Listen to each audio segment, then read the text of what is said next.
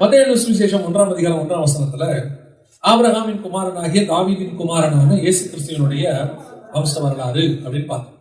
அதுல இந்த 3 பேரும் எந்த விதத்துல ஒன்றாக இணையறாங்கன்னு பார்க்கும் பொழுது இந்த 3 பேரும் ஒரே ஒரு இடத்துல என்ன செய்யறாங்க, ஒன் பாயிண்ட்ல ஒன்றாக இணையறாங்க. எந்த பாயிண்ட்ல? மெல்கிசேதேக்குங்கிற பாயிண்ட்ல இணையறாங்க.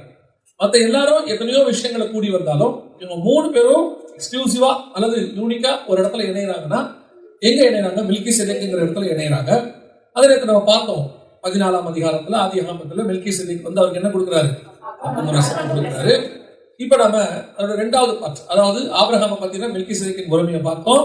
அதை எப்படி ஆபிரகாம் இழந்து போனார்னு பார்த்தோம். அந்த மெல்கிசேதேக்கின் முறைமை போய் நியாயப்பிரமாணம் எப்படி ஆபிரகாம் வழியாக வந்தது. கர்த்தர் ஒரு விஷயத்தை நீங்கள் புரிந்து கொள்ள வேண்டும். தேவனுடைய திட்டம் நியாயப்பிரமாணமே கிடையாது. கர்த்தருடைய திட்டத்தில் என்ன கிடையாது? நியாயப்பிரமாணம் கிடையாது.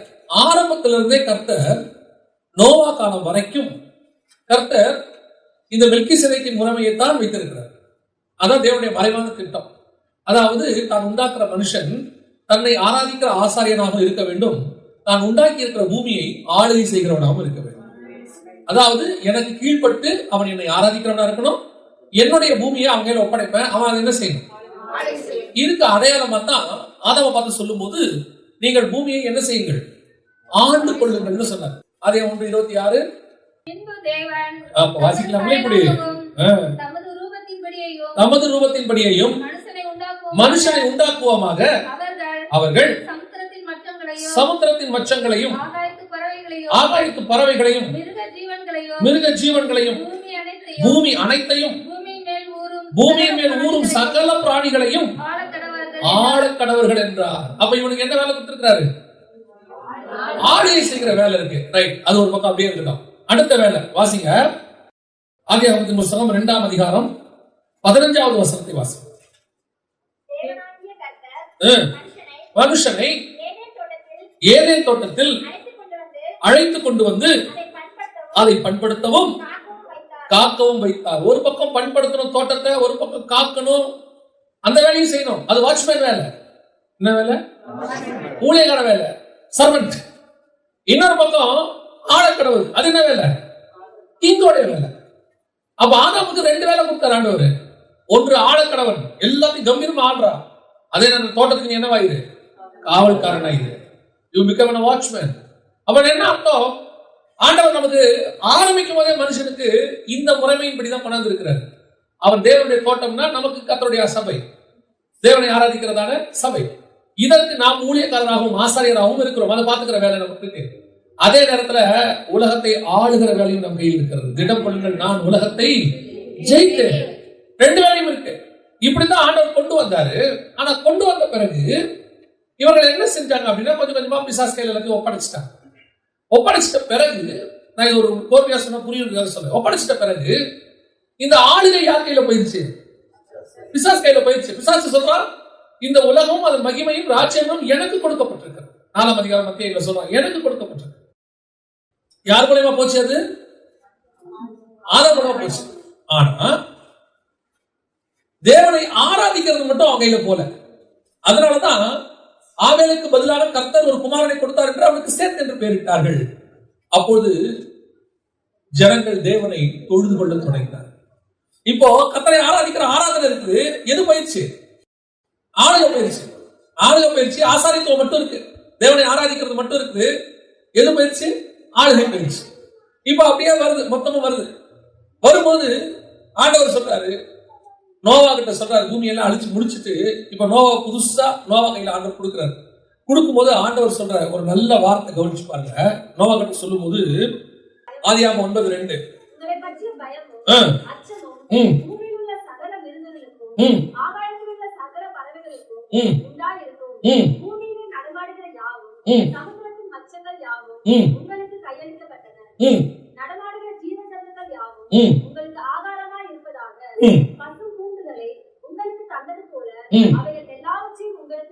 இங்க இது போயிடுச்சு பாருங்க, ஆளுகை இல்ல பாருங்க. இப்பவும் கர்த்தர் சொல்ற எல்லாத்தையும் கையில கொடுத்திருக்கேன், எல்லாத்தையும் கொடுத்திருக்கேன். ஆனா எது மேல என்ன இல்ல? ஆளுகை இல்ல. அப்படின்னா அந்த ஆளுகை யார் கையில போயிடுச்சு? பிசாசு கையில போயிடுச்சு. இப்போ கர்த்தர் என்ன பண்றாரு, பார்வோன் கையிலிருந்து இஸ்ரவேல் அது வரைக்கும் அவ்வளவுதான், ஆளுகை மொத்தம் முடிஞ்சு போச்சு. இப்ப என்ன ஆகுது, இவன் ஆளுகை தன் கையில வந்த உடனே பிசாசு தனக்கு ஒரு ஹெட் குவார்டர்ஸ் உண்டாக்குறான். 11ஆம் அதிகாரத்துல ஆதியாகமத்துல பாபிலோன் ஒண்ணு கட்டுறான். கட்டி ஒரு கோபுரத்தை கட்டி ஜனங்கள் எல்லாரும் என்ன செய்யறாங்க, ஒரு இடத்தில் கூடி அவங்க என்ன முயற்சி பண்றாங்கன்னா, ஃபர்ஸ்ட் என்ன வந்துருச்சு அவங்க கைக்கு, ஆளுகை வந்துருச்சு. இன்னும் எது வராம இருக்குது, ஆசாரித்துவ ஆராதனை. அதையும் பூமியில மொத்தமா யார் எடுக்க விரும்புறா, பிசாசு எடுக்க விரும்புறான்.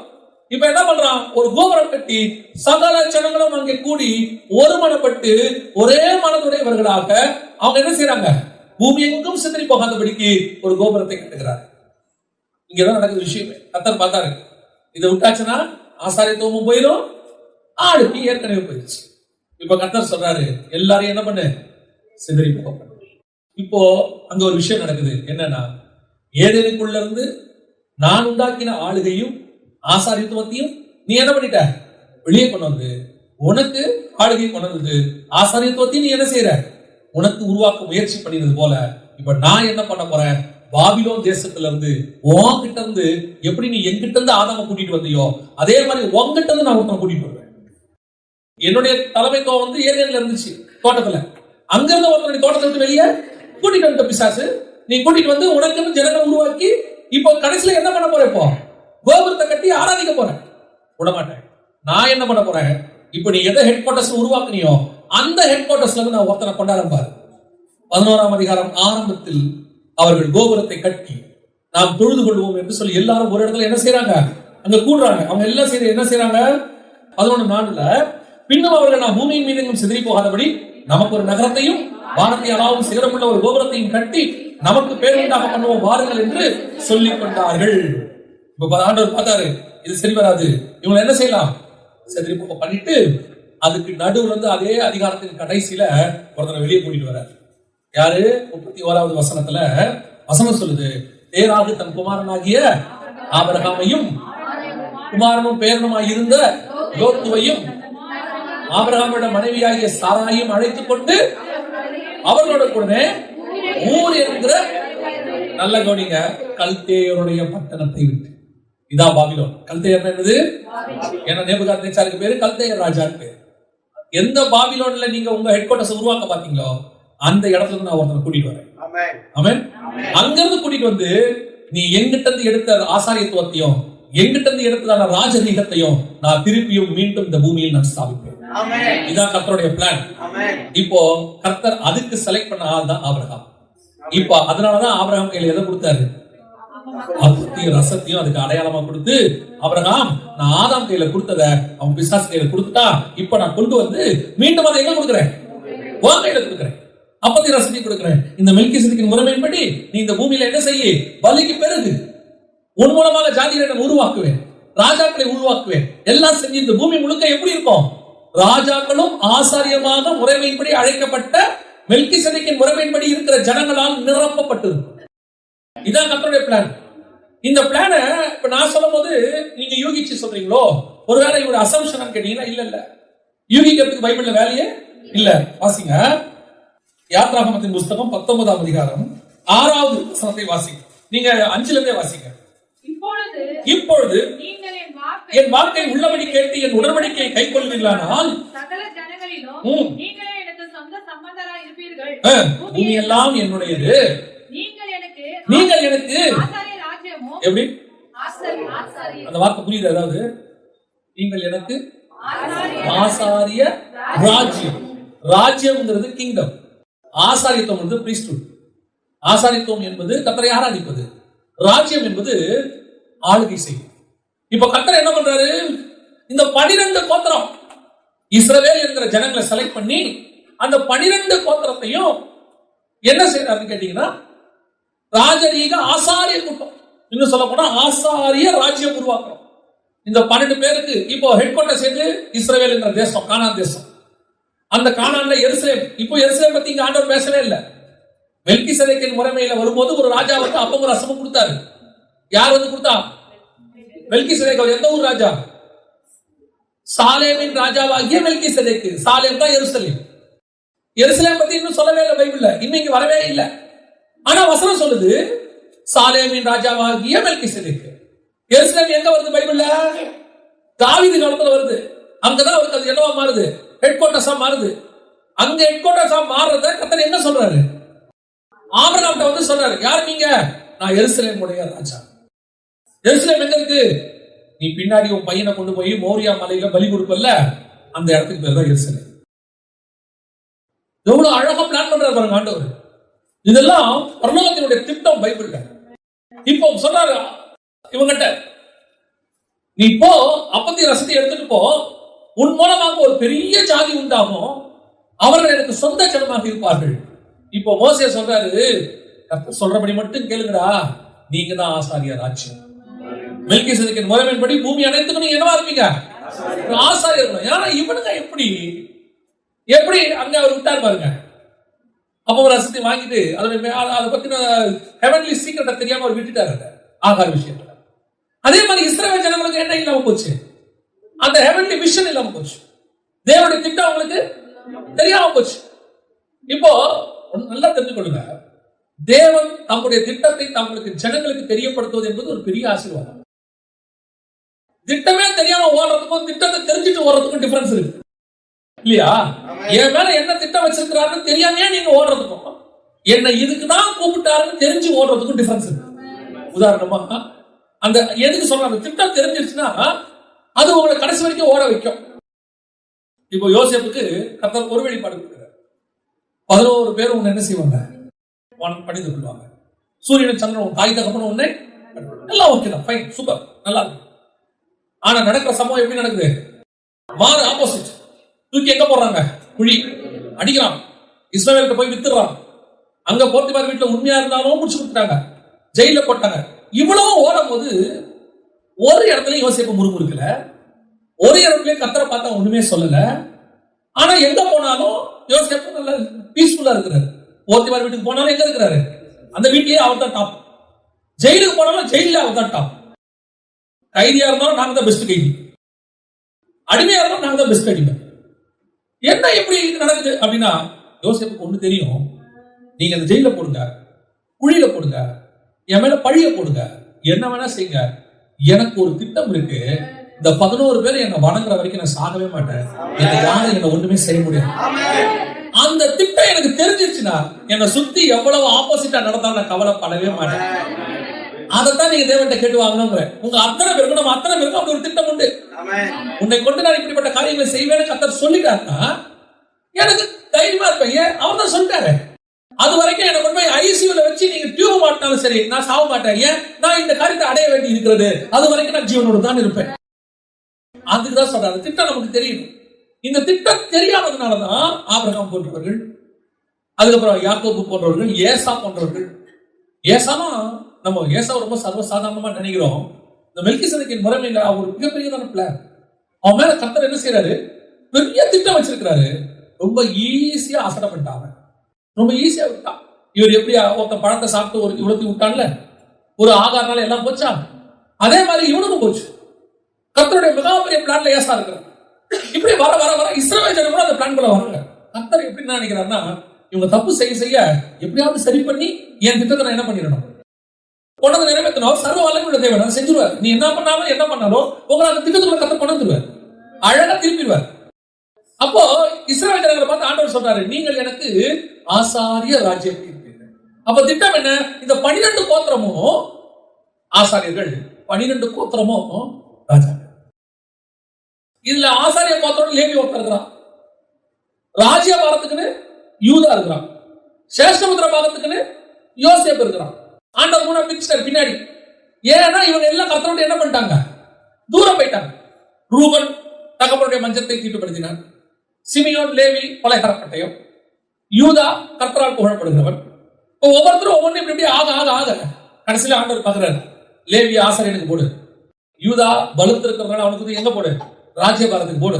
ஆனா ஓவரால் சேஷ்டபுத்திரமாக யாருக்கு போடு? யோசேப்பு. இப்படி பிரிச்சு கொடுத்துற டிபார்ட்மெண்ட். ஆனா கர்த்தருடைய பிளான், இந்த 12 கோத்திரமும் என்னவா தான் இருக்கணும்? ராஜாக்களும் ஆசாரியர்களும், ஆசாரிய ராஜ்யம் அப்படிதான் இருக்கணும். ஆனா இவங்க செஞ்ச தப்பு, ராஜா தனியா ஆயிட்டாரு, ஆசாரியர் தனியா ஆயிட்டாங்க. லேவி கோத்திரம் தனியா ஆசாரியத்துவத்துக்கு போயிட்டாங்க, யூதா கோத்திரம் தனியா ராஜ்யபாரத்துக்கு போயிட்டாங்க. இப்படி பிரிச்சு விட்ட பிறகு, இது ஆபிரகாமுக்கு அப்புறம் நடக்கிறத நான் உங்களுக்கு சொல்றேன். பிரிச்சு விட்ட பிறகு கர்த்தர் பார்க்கிறாரு, இவங்களை எல்லாரும் சேர்த்து திருப்பியும் ராஜாவும் ஆசாரியருமாக ஒரு கோத்திரத்தை உண்டாக்குவேன். அவன் வர வரைக்கும் இந்த இஸ்ரவேல் என்கிற தேசம் உருவாகும். இவங்களை கொண்டு போய் சொந்த தேசத்துல சேர்த்து, மோசே சொன்னது இது நல்ல கவனிங்க, இன்னும் அவங்க சொந்த தேசத்துக்கு போகல. யாத்திராகமம் 19 நீங்க வசனம் வாசிங்க, 6ஆம் வசனம். அந்த வசனம் சொல்லும் போது இவங்க எங்க போகல, இன்னும் கானானுக்குள்ள பிரவேசிக்கல. வனாந்திரத்துல இருக்கும்போது சொல்றாரு, அங்கேயே சொல்றாரு, உங்க தேசத்துல நீங்க எப்படி இருப்பீங்க? ஆசாரிய ராஜ்யமா இருக்கும். உங்களுடைய கவர்மெண்ட் எப்படிப்பட்ட கவர்மெண்டா இருக்கும்? மெல்கிசேதேக்கின் முறைமையின்படி இருக்கிற ஆசாரிய ராஜ்யம்.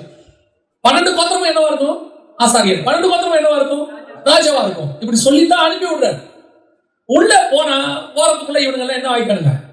கன்ஃபியூஸ் பண்ணி, கலவரம் பண்ணி, கர்த்தருக்கு விரோதமா முறுமுறுத்து, ஒரு சந்ததி சேர்த்து, அடுத்த சந்ததி வந்து, ஒரு குரூப் உள்ள போயிருச்சு, கோரா கூட்டம் எங்க போயிருச்சு, உள்ள போய் எல்லாம் இப்படி கன்ஃபியூஸ் ஆகி, இப்ப கர்த்தர் சொல்றாரு, அங்க உள்ள போங்க.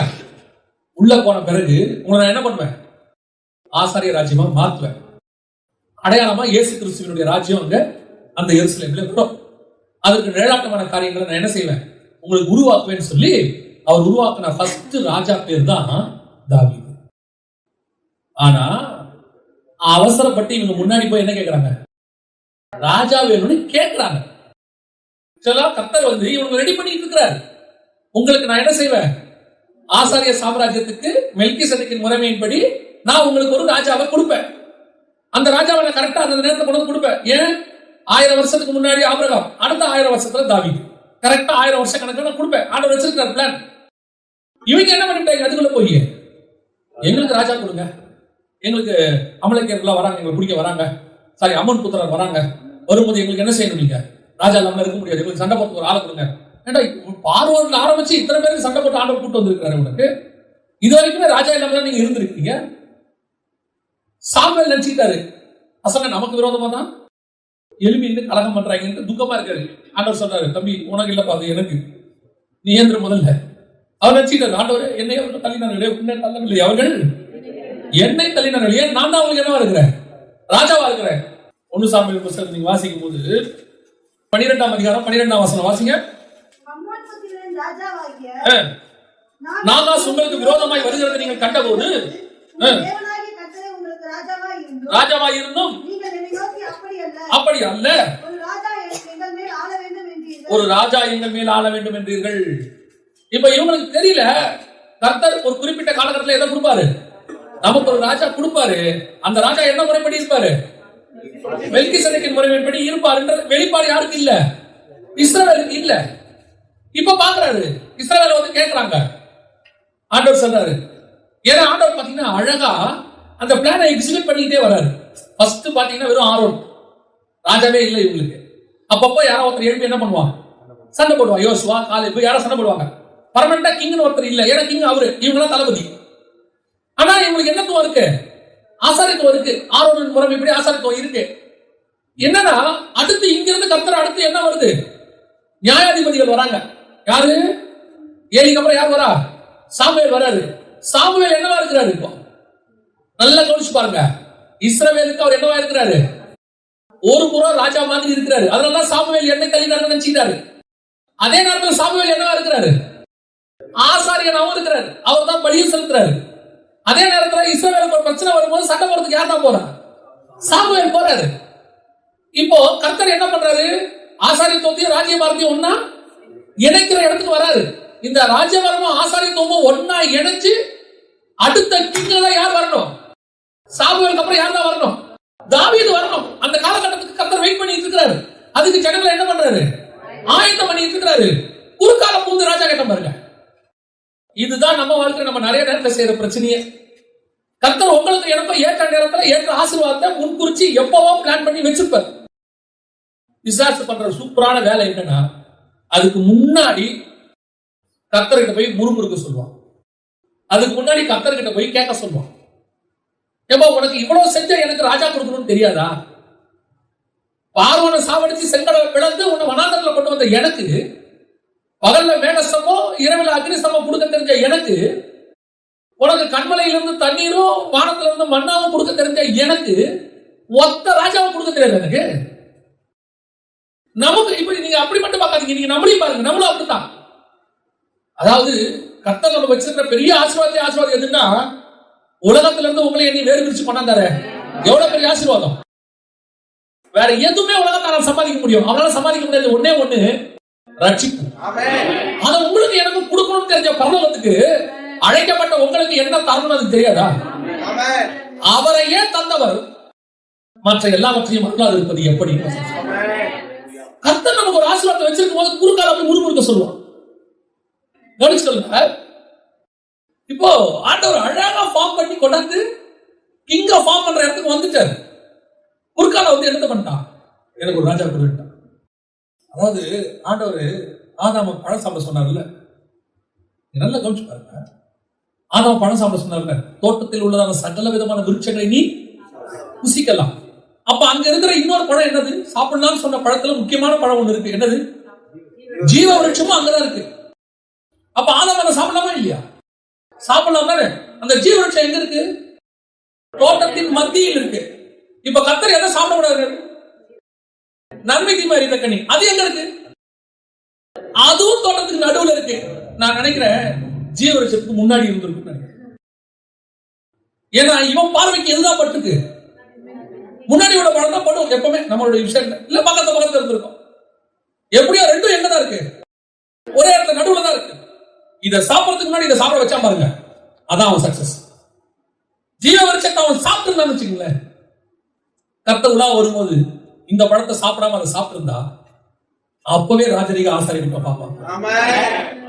முன்னாடி என்ன பண்ண வச்சுட்டான்? நன்மை தீமை கனி முன்னாடி சாப்பிட வச்சான். இப்ப கர்த்தர் ராஜாவை உண்டாக்க போறதுக்கு முன்னாடி யாரை கொண்டு கேட்க சொன்னோம்? எங்களுக்கு ஒரு ராஜாவுக்கு. அதனாலதான் எப்பவும் சொல்லுவேன், உங்களுக்கு உலகத்துல என்ன தேவை என்பதை உங்கள் பரமபிதா அறிந்திருக்கிறார். அவருக்கு எல்லாம் தெரியும். நீங்க போடுற பேண்ட் ஷர்ட் புடவையில இருந்து, காலில் போடுற செருப்புல இருந்து, தலைக்கு வாடுற சீப்புல இருந்து, நீங்க வாழ போற வீடுல இருந்து அத்தனையும் பரமபிதா அறிந்திருக்கிறார். குருவிகளுக்கே அப்படி செய்கிறவர், பூக்களுக்கே அப்படி செய்கிறவர் உங்களுக்கும் எனக்கும் செய்யாது எப்படி? தயவு செஞ்சு கேட்காதீங்க. அப்போ ஒருத்தர் சொன்னார், அப்படின்னா கேளுங்கள் அப்பொழுது உங்களுக்கு கொடுக்கப்படும் இருக்க. என்ன கேட்க சொன்னார்னு அடுத்த லைன்ல இருக்குத. லூக்கால இருக்கு, அடுத்த லைன்ல இருக்கு. கேளுங்கள் அப்பொழுது உங்களுக்கு கொடுக்கப்படும், பொல்லாதவர்களாகிய நீங்கள் உங்கள் பிள்ளைகளுக்கு நல்ல ஈவுகளை கொடுக்கும் போது பரலோகத்தில் இருக்கிற பிதா கொடுப்பது அதிக நிச்சயம் அல்லவா? எதை? பரிசுத்த ஆவி. வசனம் சொல்லுது, நீ எதை கேட்கணும்? கேளுங்கள் கொடுக்க முடியாது. பரிசுத்த ஆவியை கேளு. நம்மால அதை தவிர்த்து எல்லாத்தையும் கேட்க சொல்லிட்டான். நான் சொல்றேன், பரிசுத்த ஆவியை தவிர வேற எதையுமே கேட்காதீங்க. என்ன சொல்றேன்? கேட்கவே கேட்காதீங்க. ஏன்னா நம்ம அப்பாவுக்கு நல்லாவே தெரியும் எந்த வீட்டுல எந்த தாய் தகப்பனுக்கு பிறந்தா உன்னை கொண்டு வந்து இங்க உட்கார வைக்க முடியும்னு அன்னைக்கே தீர்மானம் பண்ணினவருக்கு, தாயின் கருவிலை உருவாக்கும் போதே முன்குறிச்சவருக்கு ஒரு சட்ட பேண்ட் வீடு வாங்கி கொடுக்கறதா அவருக்கு ஒரு பெரிய விஷயம். ஒரு 1200 ஸ்கொயர் ஃபீட் வீடு அவருக்கு பெரிய விஷயம். இவ்வளவு பெரிய பூமியே நமக்கு கொடுத்து பூமியை அனைத்திலும் உன்னை சொந்த ஜனம்னு சொல்லி கூப்பிட்டவருக்கு ஒரு 1200 ஸ்கொயர் ஃபீட், 2400 ஸ்கொயர் ஃபீட், இது ஒரு பெரிய விஷயமா? கவனிங்க. அப்போ இவங்க ராஜாவை கேட்ட உடனே வேற வழி இல்லாம யாரை கொடுக்குறாரு? சவுல். எனக்கு இன்னைக்கு உட்காந்து இந்த பாடத்தை எடுக்கிறதுக்காக படிச்சுட்டு இருக்கிறேன்.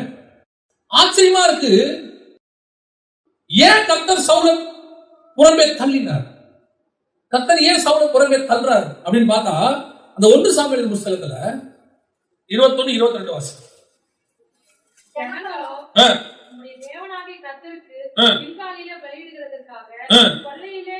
சாபத்தீடாகும் ஆடு மாடுகளிலே பிரதானமானவைகளை பிடித்துக் கொண்டு வந்தார்கள் என்றார். இங்க பலி வருதா? ஒரு பலி வருதா? அமலேக்கியர்களுடைய ஆடு மாடை ஏன்டா கொல்லணும்னு கேட்டா என்ன சொல்றான்? நான் அதை பலி செலுத்துறதுக்காக வச்சிருக்கிறேன்னு சொல்றான். ஜனங்க கொண்டாந்தாங்க. எது கொண்டு வந்துருக்காங்க? பலி செலுத்துறதுக்கு. ராஜாக்கு என்ன அந்த கவலை? கர்த்தர் வெட்டினா என்ன பண்ணணும்? வெட்டி போடணும், அவ்வளவுதான். உன்னை யார் அந்த ஆடு மாடை வைக்க சொன்னா? இதுக்கு முன்னாடி சவுல் இன்னொரு தப்பு பண்றாரு. அதுக்கு முந்தின அதிகாரத்துல 13ஆம் அதிகாரத்துல 9வது வசனத்தை வாசிங்க.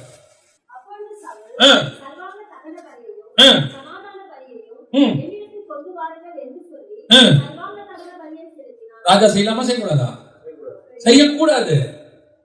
ஏன்னா கர்த்தர் இவனை என்னவா வச்சிருக்கிறாரு? ராஜாவை தான் வச்சிருக்கிறாரு. இவன் இப்ப எந்த முறைமைக்குள்ள உள்ள வரான்?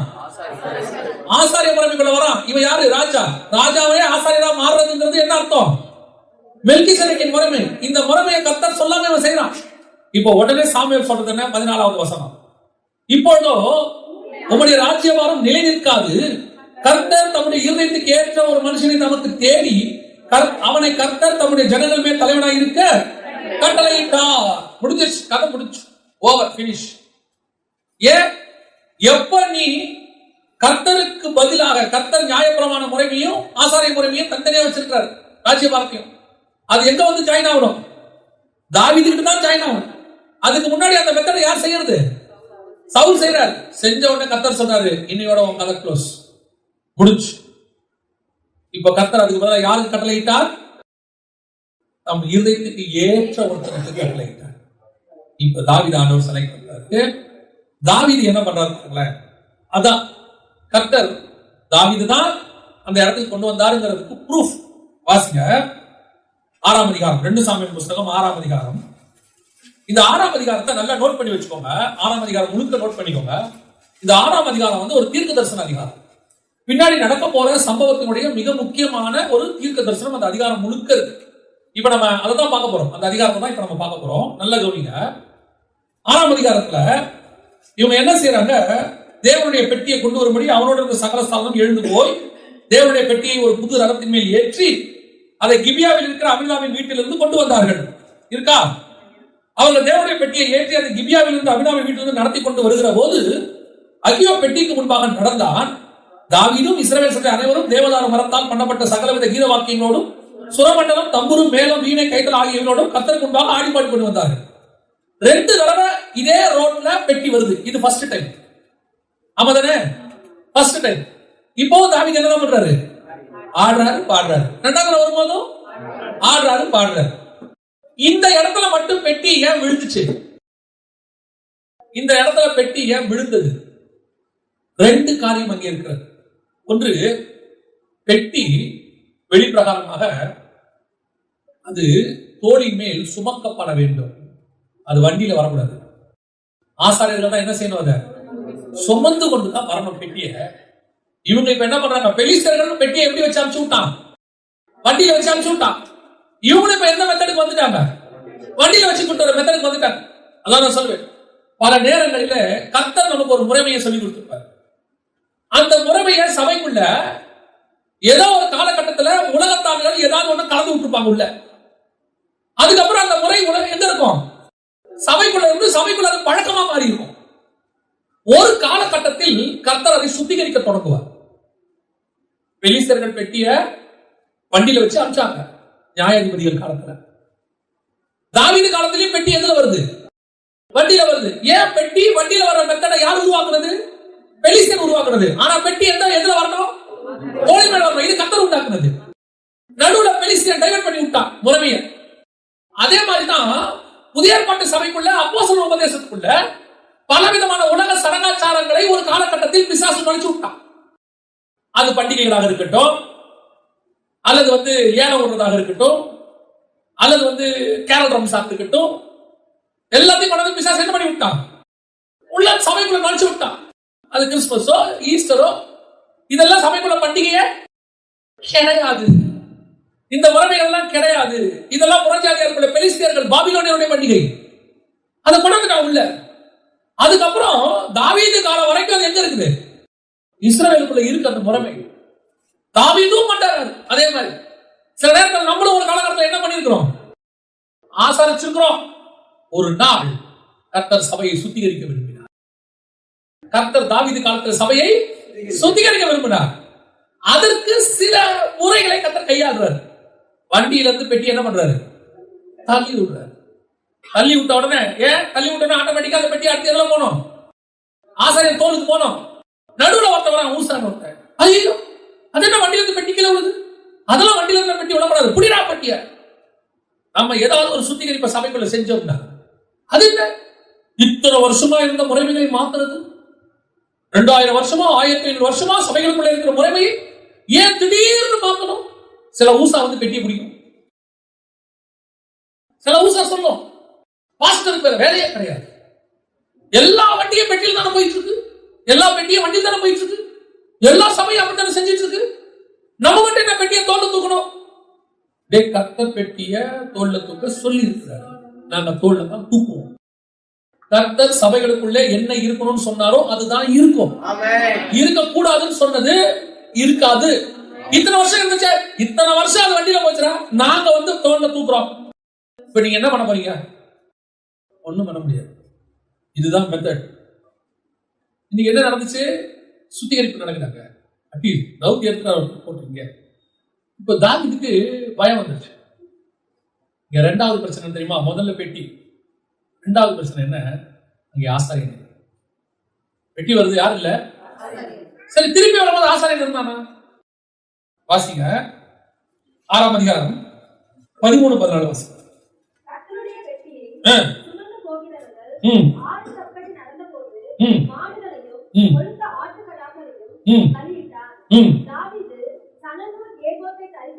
எப்படி இதுக்கு முன்னாடி தாவீது ஆடிட்டு வந்தாரு, வெறும் ராஜாவாத்தான் வந்தாரு. நல்லா கவனிங்க, சவுல் மெல்கிசேதேக்கின் முறைமைக்குள்ள வரக்கூடாது. தாவீது வெறும் நியாய முறைமைக்குள்ள நிக்க கூடாது. அவன் ஃபர்ஸ்ட் போகும்போது நியாயப்பிரமாண முறைமைக்குள்ள போறான். சரல் வஸ்திரம்லாம் கிடையாது, வெறும் ராஜ வஸ்திரம் அவர் போறார். ஆனா அடுத்து வரும்போது என்ன பண்ணிருக்கிறாரு? சதநூல் வஸ்திரம் ஏபோத்தை தரித்து கொண்டு அங்கேயும் ஆடினா இங்கேயும் ஆடுறான். ஆடுறதுல பிரச்சனை இல்லை, அவன் ரோட்ல ஆடுறான். அது சொன்ன உடனே அது எப்படி நம்மளும் ஆடுறோம், ஜெகன் திட்டுறாரு. அவன் எங்க ஆடினா? ரோட்ல ஆடினான். ஆலயத்துக்குள்ள போகும்போது எப்படி போறான்? ஆசாரி கூட போகும்போது பயத்துடனும் நடுக்கத்துடனும் கர்த்தருடைய சமூகத்துக்கு போறான். இங்க எப்படி ஆடுறான்? ரோட்ல ஆடுறான். அதான் அவனுக்கு சந்தோஷம். நான் தான் நான் சொல்லுவேன், ஆடுறவங்க ரோட்ல ஆடு, உங்க இஷ்டம். நீங்க யாரும் ரோட்ல ஆட மாட்டேங்கிறீங்க, அதான் பிரச்சனையே. நல்லா ஏபோத்து போட்டுங்க, ரோட்ல ஆடுங்க. ஏன்னா நீங்க தாவீது முன்னுதாரணமா சொல்றீங்க. சரி, இருந்துட்டு இப்ப தாவீது என்ன செய்யறாரு? அதே ஆட்டம் தான் ஆடுறாரு. முன்னாடி தடவை ஆடுறாரு, முன்னாடி பெட்டி கொண்டு போகும்போது ஆடுறாரு, பின்னாடி ஒரு தடவை பெட்டி வரும்போது ரெண்டாவது தடவை வரும்போது ஆடுறாரு. ஆனால் முன்னாடி போகும்போது வெறும் ராஜாவாக போனார், இப்பொழுது ராஜாவும் ஆசாரியனுமாய் போகிறார். ராஜாவும் ஆசாரியனுமா போகும்போது இப்போ பெட்டி சுமந்து கொண்டு போகப்படுகிறது, எல்லாம் கரெக்ட் பண்ணப்படுகிறது. நியாய பிரமாணத்திலிருந்து மெல்கிசேதேக்கின் முறைமைக்குள்ள இப்ப தாவீது உள்ளே நுழைகிறார். அல்லேலூயா. இதே சம்பவம் ஆபிரகாமுக்கு அப்புறம் 1000 வருஷம் கழிச்சு நடக்குது. கரெக்டா தாவீதுக்கு அப்புறம் 1000 வருஷம் கழிச்சு இதே சம்பவம் நடக்குது. இதே எருசலேம் வீதிக்குள்ள இதே இயேசு கிறிஸ்து உடன்படிக்கை பெட்டியாக பலியாக போகிறவராக, அன்னைக்கு அவர் ஆசாரிய கூடாரத்துக்கு தாவீது போன மாதிரி இயேசு கிறிஸ்து தேவாலயத்துக்கு போனார். கழுதையின் மேல போறாரு. இதே ரோடு தான், சேம் ரோடு. இப்ப தாவீது என்ன போட்டிருந்தாரு? ஏபோத்து வஸ்திரம். யார் அவரு? ராஜா. பேசிக்கலி அவர் யாரு? ராஜா. ஆனா போட்டிருந்தது ஆசாரிய வஸ்திரம். இப்ப இயேசு கிறிஸ்து உள்ளுக்குள்ள என்னவா இருக்கிறாரு? ராஜாவா இருக்கிறாரு. மேல இப்ப என்னவா இருக்கிறாரு? பிரதான ஆசாரியராய் போய் கொண்டிருக்கிறார். சேம் சம்பவம், ஒரே சம்பவம். எனக்கு இது தாவீது வந்து இயேசு கிறிஸ்துக்கு முன்னாடியாகும். இயேசு கிறிஸ்துவினுடைய ராஜ்யபாரம் மெல்கிசேதேக்கின் முறைப்படி ராஜாவும் ஆசாரியருமா எப்படி ஆளுகை செய்ய போறாரோ அதற்கான முன்னாடியாளம் தான் யாரு? தாவீது. தாவீது நல்லா கவனிச்சுக்கொள்ளுங்க. தாவீது பிறக்கும் போதே ராஜாவாக பிறந்தார். ஏன்னா அவர் பிறக்கிறதுக்கு முன்னாடி, அவர் ஆரம்பிக்கிறவர் தான். பிறக்கிறதுக்கு முன்னாடி சவுலுக்கு ராஜ்யபாரத்துக்கு 2வது வருஷத்துல நம்ம வாசல்ல ஒரு வசனம், சர்வாங்க தகன பலி செலுத்துறவங்க கர்த்தர் சொன்னார்ல, உம்மை விட தன் இருதயத்துக்கு ஏற்ற ஒருத்தனுக்கு கர்த்தர் ராஜாவா இருக்கும்படி கட்டளை இட்டார் அப்படின்னு வாசம் இல்ல. அப்படி இடும்போது தாவீது ஊர்ல இல்ல, நாட்டுல இல்ல, உலகத்திலே இல்ல. ஏன்னா சவுல் ராஜ்யபாரம் பண்ணது 40 வருஷம். இந்த சம்பவம் நடந்தது ராஜ்யபாரம் பண்ண 2வது வருஷம். அப்ப இதுக்கப்புறம் சவுல் எத்தனை வருஷம் ராஜ்யபாரம் பண்ணிருக்கிறாரு? 38 வருஷம் பண்ணிருக்கிறாரு. தாவீது ராஜாவாகும் போது வயசு என்னது? 30. அப்படின்னா இந்த சம்பவம் நடந்து 8 வருஷம் கழிச்சு தான் தாவீதே பிறந்திருக்கிறார். அப்ப தாவீது பிறக்கிறதுக்கு 8 வருஷத்துக்கு முன்னாடியே ஆண்டவர் என்ன சொல்லிட்டாரு? உன்னை விட உத்தமமான ஒருத்தனை ராஜாவாக இருக்கும்படி கர்த்தர் கட்டளை இட்டார். அப்பவே தாவீது செலக்டட். தாவீது பிறக்கிறதுக்கு 8 வருஷத்துக்கு முன்னாடி தாவீது செலக்டட். ஆனா தாவீது பிறந்தது எங்க? ஈசாய் வீட்டுல 8வதா, ஆடு மேய்க்கிற வீட்டுல. இயேசு கிறிஸ்து பிறந்தது எங்க? முன்னணியில கடத்தப்பட்டார். அங்கதான் இருந்தாரு, தச்சன் வீட்டுல பிறந்தார். கரெக்ட் தானே? ஆனா இயேசு பிறந்த உடனே ஒருத்தன் வந்தான், யூதருக்கு ராஜாவை பிறந்திருக்கிறவர் எங்கே? தாவீதும் பிறக்கும் போதே ராஜா, இயேசு பிறக்கும் போதே ராஜா. ஆனா தாவீது பிறந்தது ஆடு மேய்க்கிற வீட்டுல, இயேசு பிறந்தது தச்சர் வீட்டுல. புரியுதா? இப்படிதான் இவங்க ரெண்டு பேருக்கும் ஒத்துமை இருக்கும், ஃபுல்லா இருக்கும், அப்படியே இருக்கும், கரெக்டா இருக்கும். அதுக்கப்புறம் ஒரு இடத்துல தாவீதுக்கு போய் சாமுவேல் என்ன பண்றாரு? ராஜாவாக அபிஷேகம் பண்றாரு. இது முதல் தாவீது அபிஷேகம் பண்றது. இரண்டாவது எப்ரோன்ல வச்சு தாவீதுக்கு என்ன செய்வாங்க? ராஜாவா யூதா ஜனங்க மட்டும் பண்ணுவாங்க. கடைசியா மூணாவது அதே எருசலேம்ல வச்சு சகல இஸ்ரவேலுக்கும் தாவீதை ராஜாவாக அபிஷேகம் பண்ணார். இது மூணாவது. நாலாவது அம்மோன் புத்திரர் அவர்களுக்கு ராஜாவாக, அம்மோன் புத்திரர் தலையில இருந்த ராஜா தலையில இருந்த கிரீடத்தை எடுத்து யார் தலைமையில வச்சாங்க? தாவீது தலைமையில வச்சாங்க. இப்ப தாவீது எத்தனை ஆயிட்டாரு? நாலாவது ராஜாவா. இயேசு கரெக்டா 4 தடவை ராஜாவா இருக்காரு. பாத்திருக்கீங்களா? பிறக்கும் போது ஃபர்ஸ்ட் அவர் என்ன சொன்னாங்க? யூதருக்கு ராஜாவை பிறந்திருக்கிறவர் எங்கே? இரண்டாவது கழுதன் மேல உட்கார வச்சு என்ன பண்ணாங்க? ராஜாவாக கூட்டிட்டு வந்தாங்க அவரை. இது ஒரு கூட்ட ஜனங்க மட்டும் ராஜாவை ஏற்றுக்கொண்டது. அதான் யூதா ஜனங்க மட்டும் தாவீதை ராஜாவாக ஏற்றுக்கொண்டது. அம்மோன் புத்திரருடைய கிரீடத்தை தூக்கி யார் மேல வச்சாங்க? தாவீது மேல. அந்த ஒரு கிரீடத்துக்கு மட்டும்தான் வெயிட் சொல்லியிருப்பார் ஆண்டவர். பாத்துருக்கீங்களா? ஒரு சேக்கல் நிறையும் முத்துக்களும் ரத்தினங்களும் அதில் மேல் பதிக்கப்பட்டிருந்தது. ஒரு சேக்கல் எவ்வளவு தெரியுமா? இதெல்லாம் சேர்த்தா, எல்லாம் சேர்த்து முத்து ரத்தம் எல்லாம் சேர்த்து அது எவ்வளவு இருந்திருக்கும்னு கேட்டீங்கன்னா 45 கிலோ இருந்திருக்கும். 45 கிலோ கிரீடத்தை தலையில வச்சா என்ன? 45 கிலோனா 3 சிலிண்டர். ஒரு சிலிண்டர் 16 கிலோ. ஆமா தானே? 10 கிலோ 16 போட்டிருக்கோம். 3 சிலிண்டர் தலைமையில வச்சா அப்படி கிரீடமா எப்படி இருக்கும்? அந்த கிரீடம் பத்தி இப்ப தாவீது தலை எப்படி இருக்கும்? இது புறஜாதியாரோட கிரீடம். தாவீது தலைக்கு எப்படி இருக்கு? வலி வைக்க முடியாது தலையில. ஒரு தடவை தான் வைக்கலாம். வச்சாலே தாவீது தலை என்ன ஆயிடும்? எடுங்கப்பா முடியாதுப்பா, இவ்வளவு வெயிட் தலைக்கு வைக்க முடியாது. அந்த கிரீடம் தான் புறஜாதியார் இயேசுக்கு முள் கிரீடம் வச்சுட்டு இயேசுவை பார்த்து என்ன சொன்னாங்க? யூதருக்கு ராஜா. இது மூணாவது. கடைசியா சமஸ்த இஸ்ரவேலுக்கும் தாவீது ராஜாவான மாதிரி இயேசு கிறிஸ்துவும் ஆயிரம் அரசாட்சியில சகல ஜனங்களுக்கு என்னவா இருப்பாரு? ராஜாவாக. கரெக்டா இந்த 4 ராஜா, அங்க 4 ராஜா. எக்ஸாக்ட். அப்ப தாவீது என்பது யாருக்கு முன்னாடையானோம்? கிறிஸ்துவுக்கு முன்னாடையானோம். இப்போ இயேசு கிறிஸ்து எருசலேம் வீதியில அவரு ராஜாவும் ஆசாரியனுமாக கழுதின் மேல் வர்றது. இப்ப இங்க யார் வரா? தாவீது. ராஜாவும் ஆசாரியனும் மெல்கிசேதேக்கின் முறைமையின்படி உள்ளே நுழையிறாரு. இப்ப ஆடிட்டு வராரு. ஜனங்கள்லாம் மகிழ்ச்சியோட கூட்டிட்டு வராங்க. வரும்போது இப்போ அந்த ஜனங்களுக்கு முன்பாக தாவீது எப்படி இருந்தான்னு யார் சொல்றது? 20ஆம் வசனம் வாசிங்க.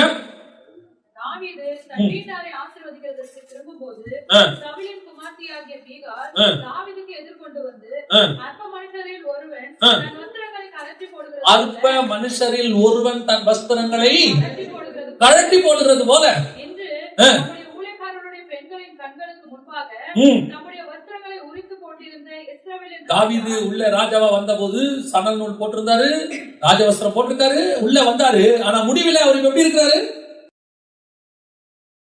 முடிவில் அவர் எப்படி நிற்கிறாரா?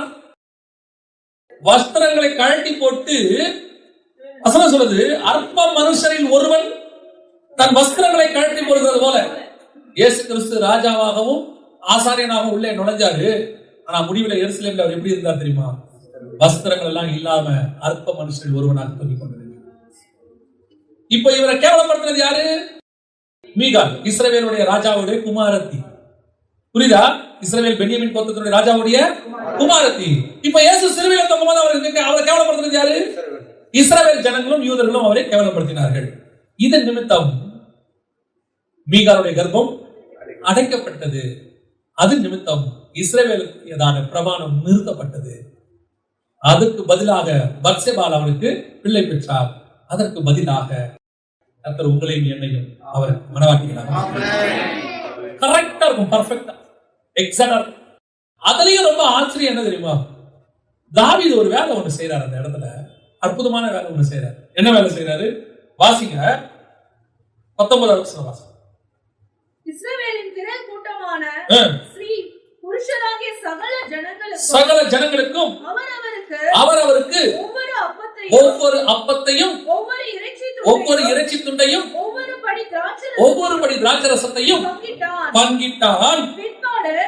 ஜனங்கள் எல்லாரும் அவரவர் தங்கள் வீட்டிற்கு போய்விட்டார்கள். கம்பெனி நடந்துருக்கு போலயே இல்ல. அப்பமும் திராட்சை ரசம் எடுத்து கொடுத்துருக்கான் பாருங்க. எந்த ராஜாவும் செய்ய முடியாது இத, இந்த ஆசாரியனும் செய்ய முடியாது. ஏன்னா அப்பத்தையும் திராட்சை ரசத்தையும் ரெண்டையும் சேர்த்து கொடுக்கிற ஒரே ஆசாரியர் ஆண்டவராகிய இயேசு கிறிஸ்து ஒருவர் மட்டுமே. புரியுதுங்களா? இப்ப பாருங்க, இந்த அப்பத்தையும் திராட்சை ரசத்தையும் யார் கையில கொடுத்தாங்க? ஃபர்ஸ்ட் ஆபிரகாம் கையில கொடுத்தாங்க. அதுக்கு எடுத்து அப்பமும் திராட்சை ரசமும் எடுத்து யார் கொடுக்கிறா? தாவீது கொடுக்கிறாரு. நடுவுல எந்த ராஜாவும் அப்பத்தையும் திராட்சை ரசத்தையும் கொடுக்கவே இல்லை, ஒரு இடத்துலயும் வரல. இவன் தான் அப்பத்தையும் திராட்சை ரசத்தையும் எடுத்து கையில கொடுக்கிறாரு. இப்போ அதுல அற்புதமான விஷயம் என்னன்னா, அப்பத்தோடு கூட எதையும் சேர்க்கிறான்? இறைச்சி. இயேசு கிறிஸ்து அப்பத்தை கொடுக்கும்போது என்ன சொன்னாரு? இதை வாங்கி புசியுங்கள், இது என்னுடைய இறைச்சி, என்னுடைய மாம்சம். மாம்சத்தையும் அப்பத்தையும் இயேசு என்ன இணைப்பார் பாருங்க. பெர்ஃபெக்ட்டா அற்புதமான வெளிப்பாடு தாவீதுக்கு இருக்குது. நான் மெல்கிசேதேக்கின் முறைமை பற்றி செய்கிறேன். ஆமென். அந்த அழைப்பு தான் கர்த்தர் உங்களுக்கு எனக்கு வச்சிருக்கார். எப்பேற்பட்டதான ஒரு அழைப்பு கர்த்தர் உங்களுக்கு எனக்கு கொடுத்திருக்கார் பாருங்க. நீங்க தாவீது இறைச்சியும் அப்பத்தையும் எடுத்து திராட்சை ரசத்தையும் எடுத்து அங்கே கொடுக்குறாங்க. அந்த இடத்துல அவனை அற்பமாய் நினைத்தார்கள். வஸ்திரத்தை கலந்து போட்டவனாக இருந்தார். அவன் சொல்றான், பரவாயில்ல இருந்துட்டு போட்டான்.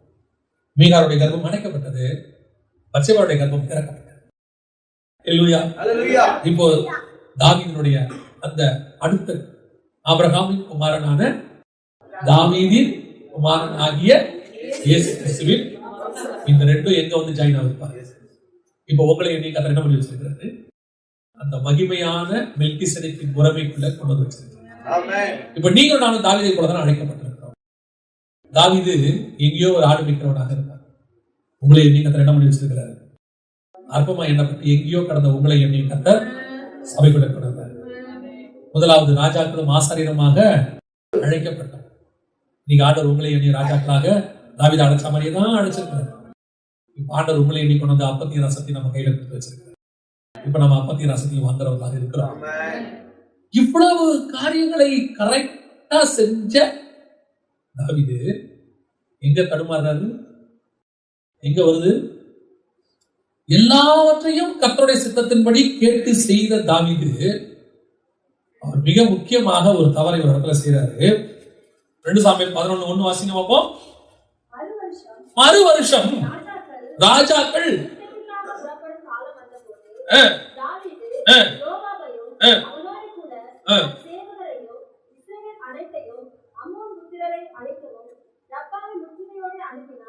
ஓடவும் அனுப்பினான். தாவீதோ சரி, இதுல என்ன தப்பு? இந்த அதிகாரத்துல நம்ம எல்லாருக்கும் தெரியும். அடுத்த பத்சேபாள் வராங்க.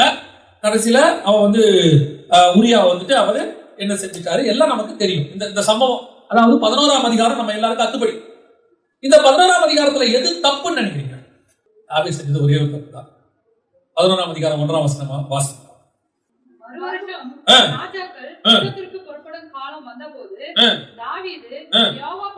சரி, தாவீது யோவாபையும் அவனுடைய இருந்த சேவகரையும் இஸ்ரவேல் அனைத்தையும் அம்மோன் புத்திரரை அழிக்கவும் ராப்பாவை முற்றுகை போடவும் ஏன் அனுப்புனா?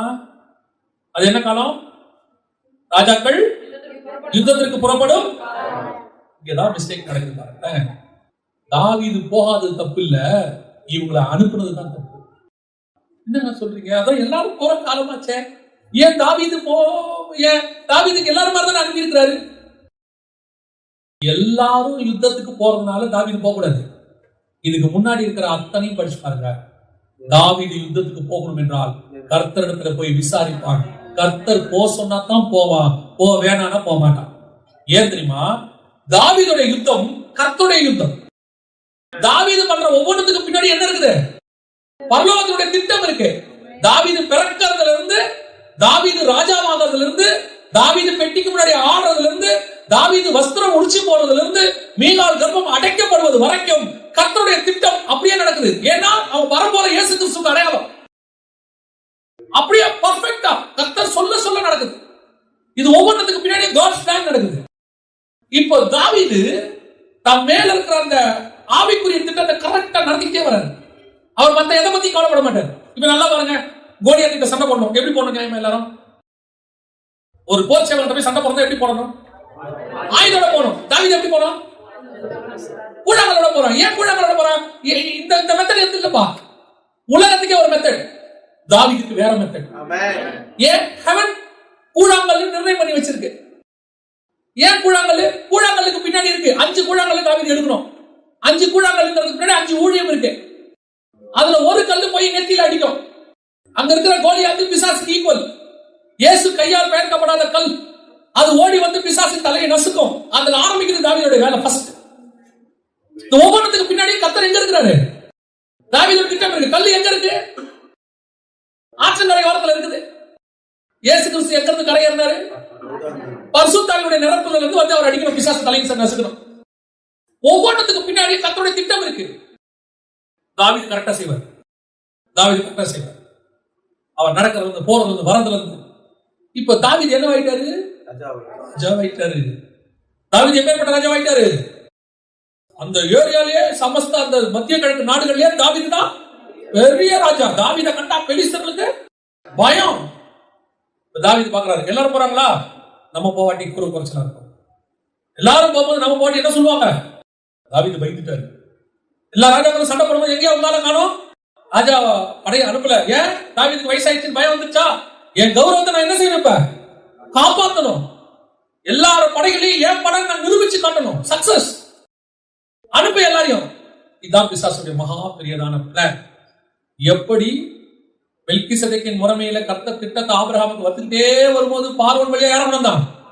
ஆகாரம் உள்ள நுழைச்சானோ, கரெக்டா தாவீதோடைய பிளான் வந்துகிட்டே இருக்கு. கரெக்டா நல்லா கவனிச்சு பாருங்களேன்.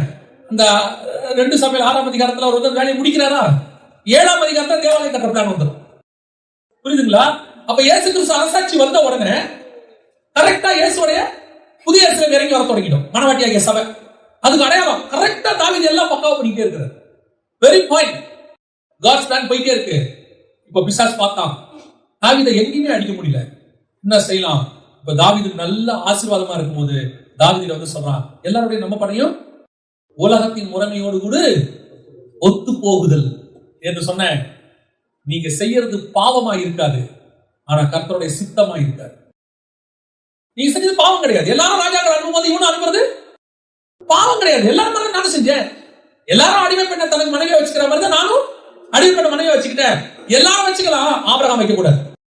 எல்லாரும் அனுப்பலாம், தாவீது அனுப்பக்கூடாது. எல்லாரும் செய்யலாம், நீங்களும் நானும் செய்யக்கூடாது. ஒவ்வொரு காரியத்தை செய்யும் போது கர்த்தரை கேட்டுத்தான் செய்யும். ஏன் எல்லாருக்கும் ஒரு முறை, நம்ம மட்டும் டிஃபரெண்டா? ஆமா, நீ மட்டும் டிஃபரெண்ட். எல்லாரும் சொல்லுவாங்க யுத்தத்துக்கு அனுப்புவா, தாவீது அனுப்பக்கூடாது. அனுப்பாட்டி கேவலம். அவங்கிட்ட கேவலப்பட்டா என்ன, அவங்கிட்ட புகழப்பட்டா எனக்கு என்ன?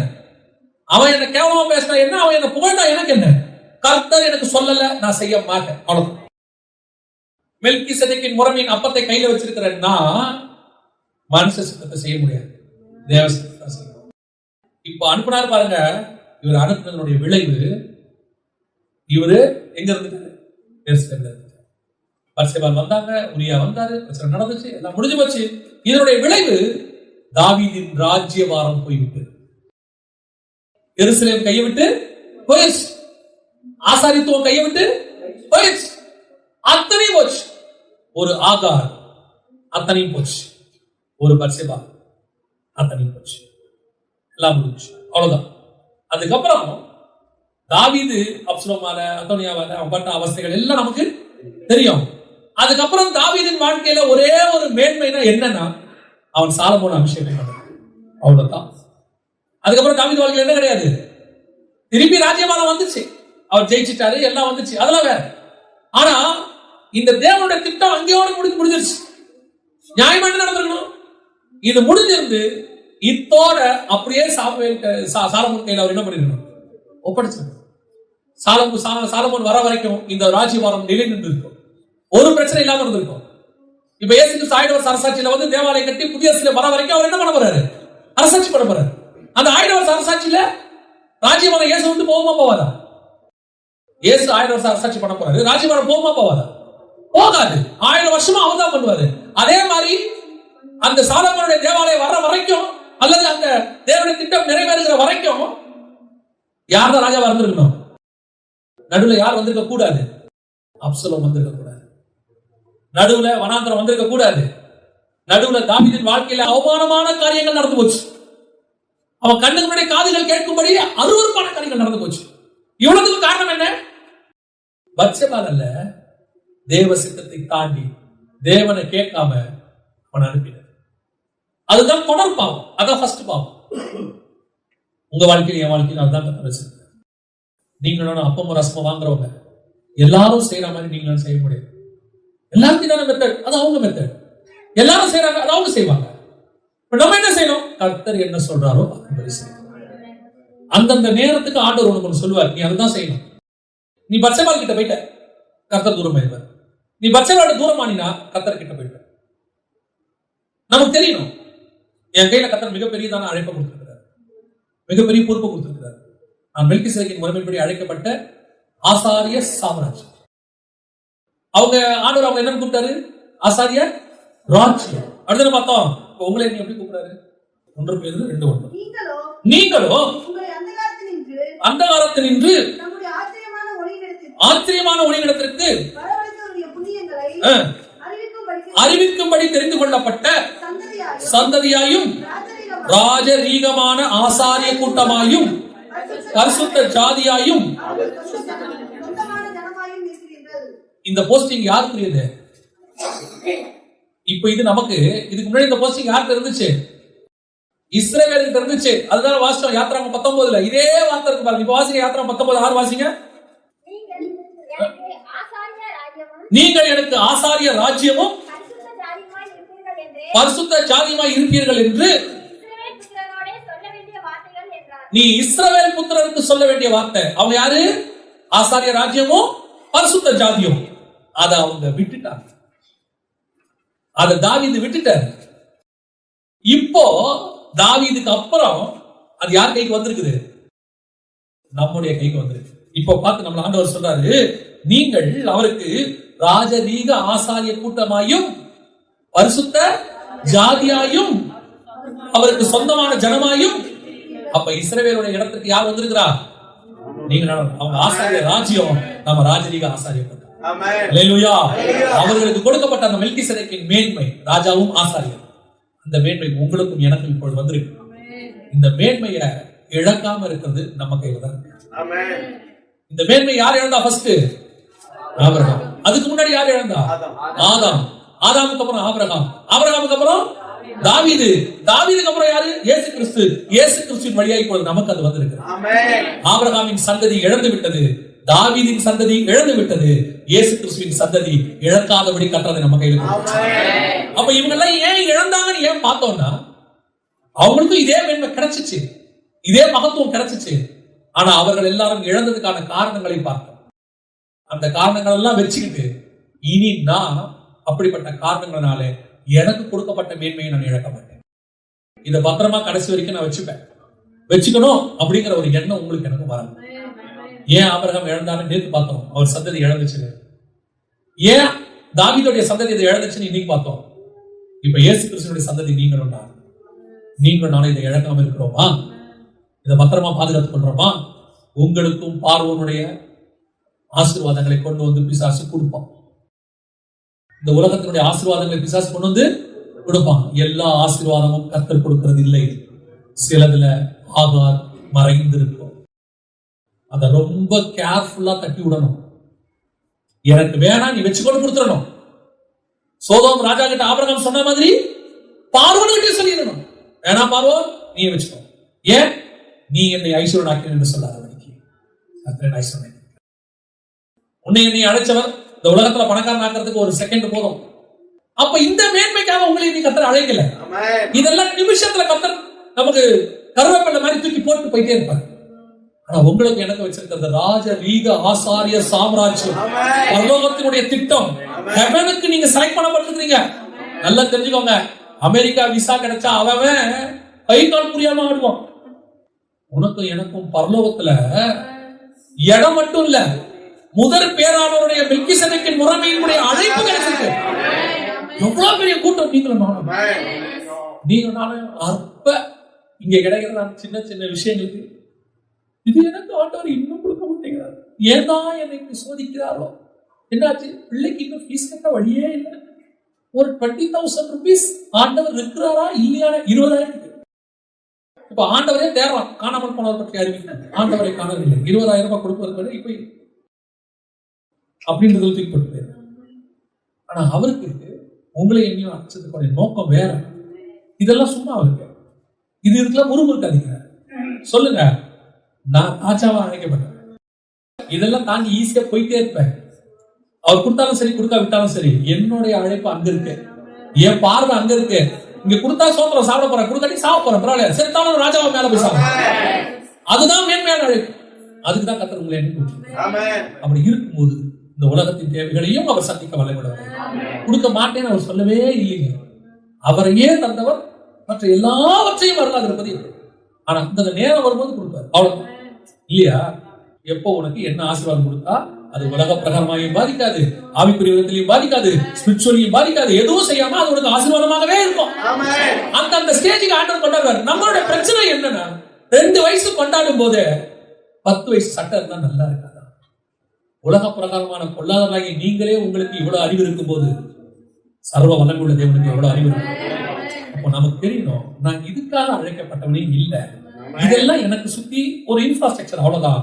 என்னுடைய அழைப்பு ஆபிரகாம், தாவீது, இயேசு, நாங்கள் அந்த வரிசையில் இருக்கிறோம். மத்தேயு 1:1 நாங்க இருக்கிறோம். அந்த தாட் உனக்கு வந்துச்சுனாலே அதுக்கப்புறம் உலகத்துக்கு உனக்கு எந்த ஆசை